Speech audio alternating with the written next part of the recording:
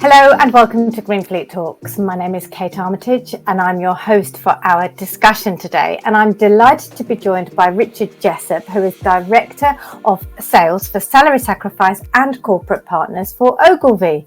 Morning. Hi there, Kate. Hello, Richard. Lovely to meet you. It's the first time that we've spoken. It is. Delighted to be here. Hopefully I'll be able to be a little bit informative for your listeners.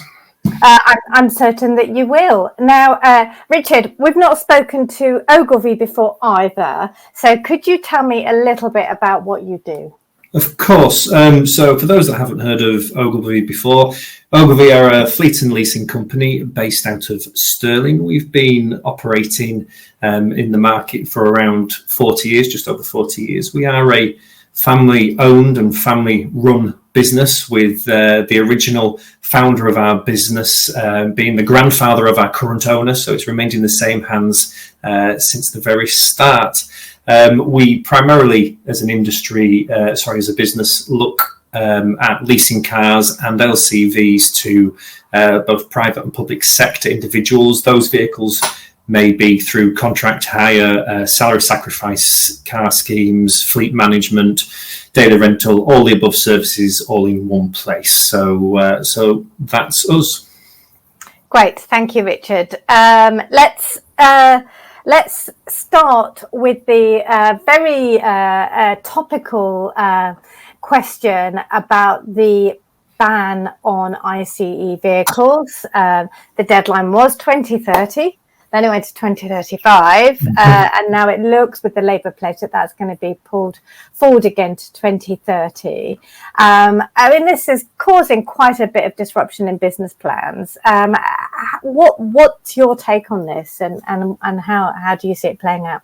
Well, I think, Kate, this can be split into two parts when it comes to a business's plans. The first part of that plan is with regards to vehicles, cars, rather than LCV. Okay, when it comes to the cars, vehicle manufacturers, OEMs, are being driven by the zero emission vehicle mandate, and that element will drive the change and will drive the adoption already. It's already in place. The vast majority of OEMs are already well into their plan for switching to electrification for 2030. All their model range has already been updated. It's already in production, and in very few instances you can't really order an ICE, combustion engine vehicle from those manufacturers from new anymore. So that part of the plan is well and truly down the line, and in my opinion on track for 2030, if not before. Okay. The second part to that plan is the electrification of LCV. Now that is much more challenging, and that's unlikely to hit the 2030 deadline unless there's some real government backing behind it. And simply because right now, for many businesses, electrifying their LCV fleet is fraught with problems. And those problems come, first of all, in the cost of that electric LCV versus the diesel or petrol equivalent. It's considerably higher expense to switch those van fleets over. But the bigger issue is the range that those LCVs offer. Once you load them with a payload, and once you try and run them for 8, 10, 12 hours a day, then it poses real problems. And I think the disruption to the 2030 plan will come from LCV and not from passenger cars. Right, thank you, Richard. And I believe, at the moment, at the point of recording this, we've got verbal acknowledgement from DfT around bringing the ban forward again for cars, but they themselves are obviously still chewing over this challenge that you've highlighted with vans. We'll come back to vans in a minute. Mm-hmm. As a leasing company, you must work with a lot of businesses who are still hesitant about switching to electrification. So what advice would you give those businesses to get started, and what are the main points that they need to consider? Yeah, no problem. It's the often it can look like a daunting task to look at the plan as a whole. So I would advise those businesses to start breaking it down and putting it into chapters and doing one chapter at a time. First of all, for any business that's considering it, they've got to have willingness and desire to make that change. You know, their leadership team, their senior management team have to be willing to put the time and effort in to actually make that change. They have to want to make that change. Without that buy-in, then you're just going to come up against hurdles, and people will just stop immediately. So you've got to have willingness and desire to actually make that change. And then second of all, it's formulating a plan in itself. Okay, there are lots of questions when it comes to forming the plans, such as, you know, their demographic, their employees. Can they make BEV work, or is their mileage too high and they're going to have to include plug-in hybrid as well? Will they provide charging facilities at the office for employees to use? If those employees are home-based, will they help or subsidise home chargers for employees? There's lots of questions there to be answered. And what we found particularly useful when we've worked with our own clients is, if you help the employer with, for example, an employee survey of their employees to answer some of those questions, it will give them a steer and an idea for what their employees actually want. It will actually give them an idea for what those hurdles might be in their employees' minds. And what we found really surprising is, for many people, the employer thinks that people won't be able to make a battery electric vehicle work because of the range. But if you take business users out of the equation, okay, and you look at the general employee base, then the average commute to work is 20 miles or less a day. Well, every single electric vehicle on the market can do more than 20 miles a day. So when you actually break it down into what the vehicle's used for, it's not as big a problem as it may perceive initially. Yeah. And then after that, you're looking at the awareness factor, okay? And you're going to have, with any employee demographic, you're going to have people who are aware, clued up, and ready to make that change. You will have early adopters, and they're the people that you want to embrace, because the early adopters will lead the way for the rest. Not only will they jump at the chance to take an electric vehicle, they will also shout their mouth off as much as they can to all of their colleagues how amazing it is and how they overcame this and how they did that. But that's the learning part of it, which is, by them adopting it early, the business will answer some of those questions, will overcome some of those hurdles, but the employees themselves that are willing to overcome those hurdles will help them formulate that plan. Yeah, well, you've articulated that in a great way, Richard, and it's definitely, like you say, you get those early adopters, and it's a carrot, not a stick, and they will be your best advocates. Great point. And now, you highlighted earlier that the take-up of ELCVs was in a slightly different place to passenger cars, and you talked about payload and range and all of those kind of things. How do you see that van market is going to kind of have a break? When's that breakthrough going to come? What are the solutions that we're looking for that will free up the van market in the same way that the passenger car market has moved? Well, I guess first of all, demand drives everything. Okay, so the demand, when there's sufficient demand for those ELCV, then that will drive the manufacturers to make more of them. But the other part of that, which I mentioned previously, is the requirement to meet the targets. Now, those targets for LCV haven't yet been nailed down and pinned down, but they will be at some point. So when that happens, they're the two factors that are going to drive the uptake of ELCV. Within any business, you mentioned, the low-hanging fruit's always the phrase, and passenger cars is the low-hanging fruit, and ELCV isn't. And within your LCV fleet, there must be some reasonably low-hanging fruit. Yeah. Okay? Yeah. Depending on the business, depending on the nature of their business.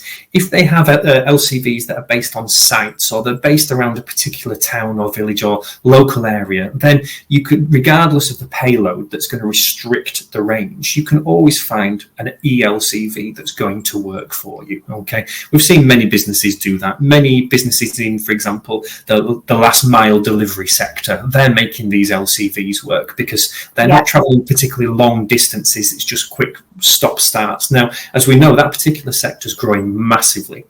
So in my opinion, if we can create demand for used ELCV in that last minute mile delivery sector, okay, your Amazon drivers, your Hermes drivers and so forth, okay, if we can create demand there, then it will create demand to buy them from leasing providers, okay, because there's a market for them secondhand. That's one way of doing it. Of course, the other way of doing it is monetary incentives. Okay, so if there's any form of government incentive put behind ELCV in order to make it more attractive to purchase in the first place, because let's be honest, they're not cheap, okay, then that will help. Money behind anything always helps drive demand. Yeah, it's a nice thought, Richard. I think our new Chancellor may have a few challenges on her hands at the moment, and of course, I mean, there's a never-ending stream of people in this industry who are calling for more incentives, and you're absolutely right. Put those incentives towards the van market that is struggling. The other option, of course, which is much less popular, is to increase taxation on ICE vans, diesel vans, to help raise the money to fund this stuff. But that's not popular. That's not a vote winner, is it? So, no, absolutely. I can understand why it wouldn't be popular. It's harming. You could argue it's harming trade, and ultimately, it's probably going to be trade that would get us out of this position. So I think you don't really want to harm trade in any way, shape, or form. No, I understand that. I understand.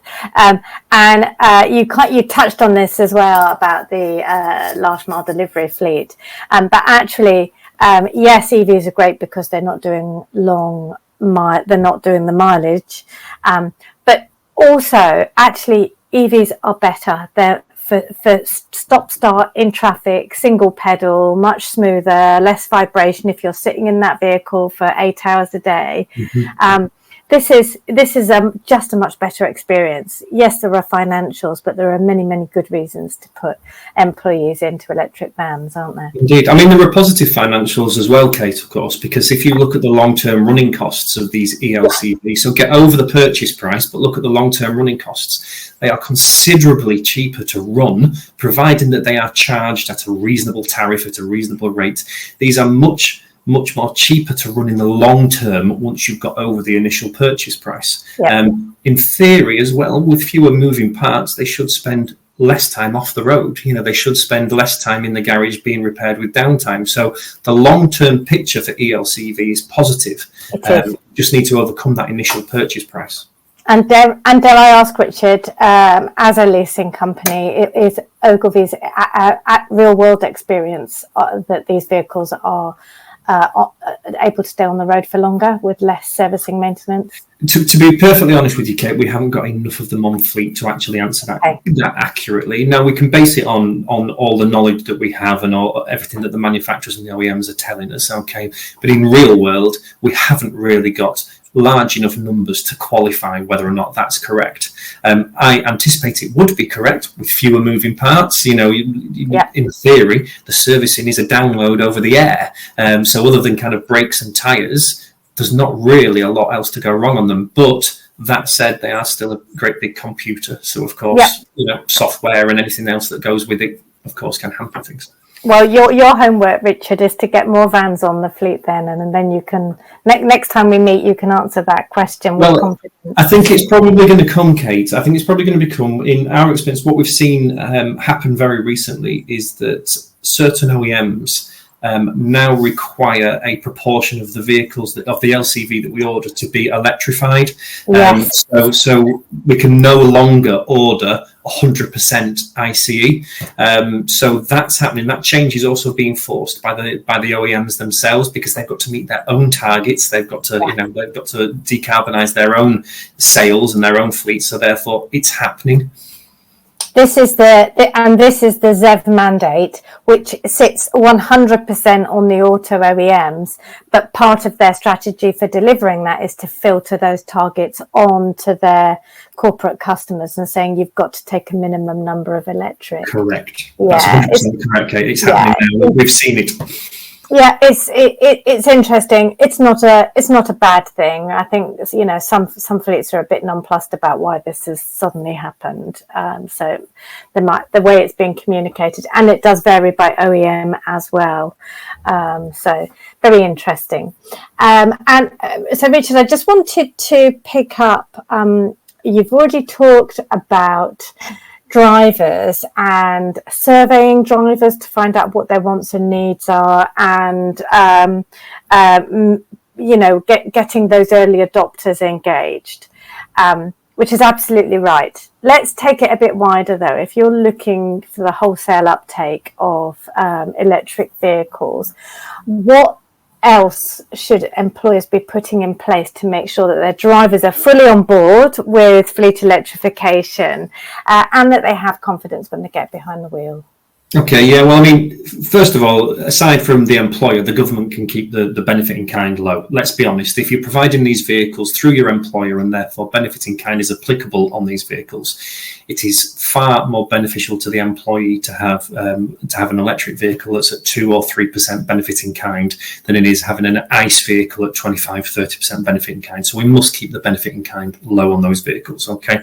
But then overcoming the hurdles from an employer's point of view, again, understand your employee, but what you're going to find, in my experience, is that the biggest hurdle to overcome is the employee's personal lifestyle rather than their business need. Okay, for many fleets, you can electrify your business fleet, you can electrify your cash takers and so forth, because you have schemes such as salary sacrifice car schemes or such as company car schemes to encourage them to take electric vehicles. But targeting the rest of your, as you put it, wholesale uptake of the employee workforce, it's understanding their lifestyle needs. So do those people on a weekend need to tow something, a caravan, horse box? Do they visit family that are quite far away? Do they frequently go on long distance holidays where they drive? Okay, it's those people that are going to be the last to take up the option. Okay, and perhaps for those, offering a plug-in hybrid as a stepping stone solution is the way to go. Okay, you can do that via salary sacrifice car schemes. You can offer a plug-in hybrid electric vehicle. It still offers a benefit to the employee, but it helps with decarbonisation.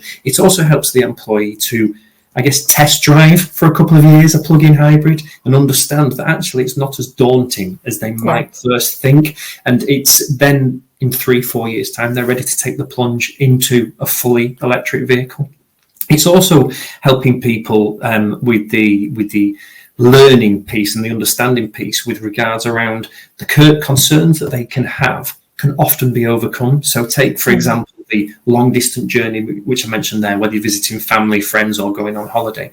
Actually, with a bit of planning and a bit of foresight, some of those concerns can be overcome. If you're looking to go on a 400-mile round trip, it just requires a bit of planning. With every single electric vehicle, if you put into the sat-nav the destination, it will tell you where to charge. It will tell you how long it's going to take. It will plan your journey for you. There's also apps that can go along. One of my favourite apps is ZapMap. You're bound to have spoken about this before, Kate. You're bound to. I'm no way endorsing a competitor or anything along those lines, but ZapMap, I personally use it all of the time. It's fantastic for getting user review on electric charge points, if they're working, where they're located in a car park, whatever it may be. It's fantastic. But there are loads of apps and loads of things out there. Once you start delving into a long distance journey, it doesn't become as daunting as you think or you first feared, because there are solutions all over the place. Okay. Yeah. Well, and the public charging network is just getting better and better and better, isn't it? Well, it is, and I have personal experience. I not so long ago did a round trip to Cornwall or back, which was 400 miles door to door each way. I had no problem whatsoever. Family in tow, time it around meals, around stopping for breakfast, stopping for lunch, stopping at the right place, stopping at the right type of charger. It's not necessarily the cheapest to use the public network, but for the convenience, it absolutely works. Yeah, if it's an occasional trip or like a holiday, then you just factor that additional cost in.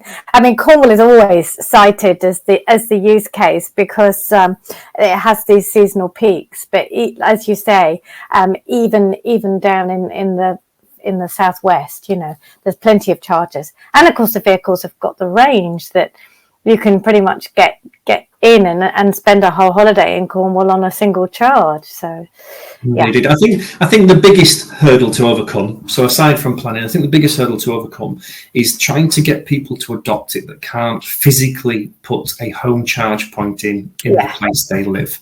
So whether they live in an apartment, whether they're in a rented accommodation, the landlord won't permit a charge point. If they can't get a charge point from where they park the car to where the charge point is, those physical hurdles are the hardest to overcome, and I think that's where it requires help from the employer, because if those people are going to be based in an office, having an understandable employer that can install charge points at the workplace at a favourable cost, I'm not saying a cheap cost, but just put them in and they can be used at cost or slightly more. They can use, on a salary sacrifice car scheme, an employer could use NIC savings from their employer Class 1A NIC to pay for the installation of those charge points. There are means and ways around those hurdles, but I think that physical charge point requirement is the biggest hurdle to overcome. Yeah, I couldn't agree with you more, Richard. I would still advise anyone who hasn't got a home access to a home charge point or the ability to install one to think slightly more carefully, because there are cost and convenience implications for them. Indeed. Okay, well, Richard, it's been a pleasure talking to you. We seem to have covered an awful lot. Thank you for your insight today.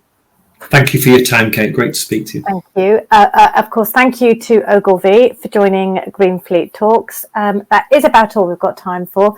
Thank you for watching. Please tune in to GF365 again soon.